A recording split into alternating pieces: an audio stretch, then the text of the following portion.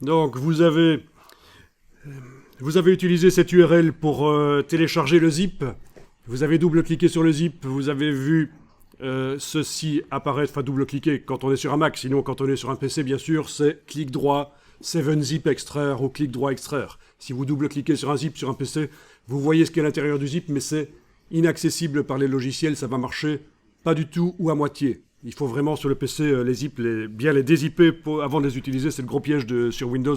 Mais sur le Mac, on double-clique sur le zip et voilà, ça crée à côté du zip, ça crée un dossier. Non, le zip n'est plus là en fait. Vous avez le dossier ici. C'est un dossier d'assemblage évidemment. Dossier d'assemblage, vous connaissez dans InDesign, fichier assemblage, quand on veut transférer un document d'un endroit à l'autre, d'un ordinateur à l'autre, quand on veut archiver un document, c'est ce qu'on fait, un dossier d'assemblage. Ça, normalement, vous connaissez. Et vu que ça a été fait dans la version 2019 et que vous êtes en train de travailler là dans la version 2019, on ne va pas commencer à ouvrir le IDML. Le IDML, ce serait intéressant si le document avait été fait dans la version 2020 et vous êtes dans une version plus ancienne de InDesign. À ce moment-là, oui, IDML. Et il y a des choses qui vont bouger, ça va foirer, le document ne va pas être nickel. Mais là, le document a été fait dans la version 2019 et vous êtes dans la version 2019, donc on ouvre le INDD. Si j'étais dans la version 2020, j'ouvrirais aussi le INDD, il y aurait une conversion qui se ferait. Voilà. Alors, double-clic sur la main dans la palette des outils pour afficher les pages le plus grand possible. Bien, donc ça c'est un document qui à l'origine était en format horizontal et qui a été transformé par InDesign, à notre demande, en document vertical. C'est possible de faire ça. Bon, du coup, il n'est pas génial, parce qu'il y avait des espacements entre les colonnes de texte qui étaient valables dans le document quand il était en page horizontale et qui ne sont plus valables maintenant. Enfin, je veux dire, c'est fort petit. La gouttière, on appelle ça la gouttière, l'espace entre les colonnes, c'est un peu petit. Il faut comprendre que le document à l'origine était horizontal. Le positionnement des images est fort proche aussi par rapport au texte. Il y a des choses qui ont disparu, qu'il faudra corriger. Il y a des images, on est passé d'images qui étaient plutôt rectangulaires horizontales vers des images rectangulaires verticales. Alors au niveau du repositionnement, il faut repositionner. Évidemment, c'est foireux si on ne repositionne pas.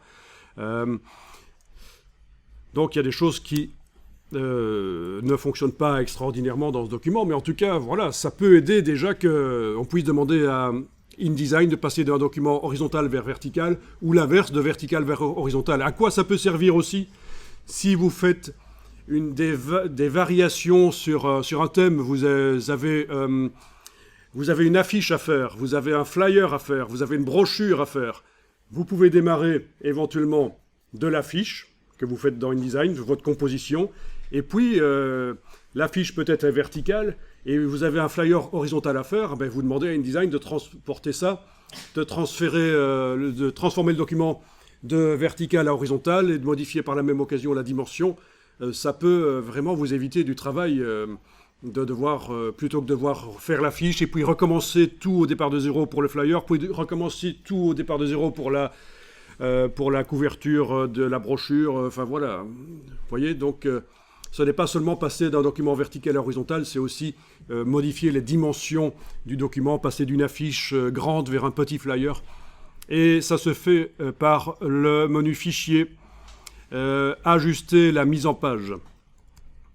C'est la fonctionnalité qui, dans la version 2019, est là pour transposer comme ça un document d'une orientation et d'un format vers un autre. Vous pouvez aller jeter un coup d'œil dans la boîte, comme ça vous voyez à quoi ça ressemble. Il y a des choses à cocher, ajuster automatiquement les marges lors de la modification de taille de page, ajuster la taille des polices, le contenu verrouillé aussi. Et puis quand on modifie l'orientation, eh bien ça va modifier le document avec pas mal de calculs. C'est pas toujours immédiat, ça demande pas mal de calculs à la part de InDesign quand le document est long et complexe. Voilà, c'est là que ça se passe. Alors il faut savoir que ça fonctionnera bien si les éléments collent aux marges roses qui vont servir à bouger les blocs texte et images et à modifier leurs dimensions. Donc c'est le cas du document que vous connaissez. Vous avez vu une version précédente du document. Quand il était horizontal, ça vous dit quelque chose, évidemment. Et vous savez que, je l'avais dit d'ailleurs à ce moment-là, c'est important que les blocs collent parfaitement aux marges roses, parce que par la suite, ce sera utile. Et bien voilà, on y est.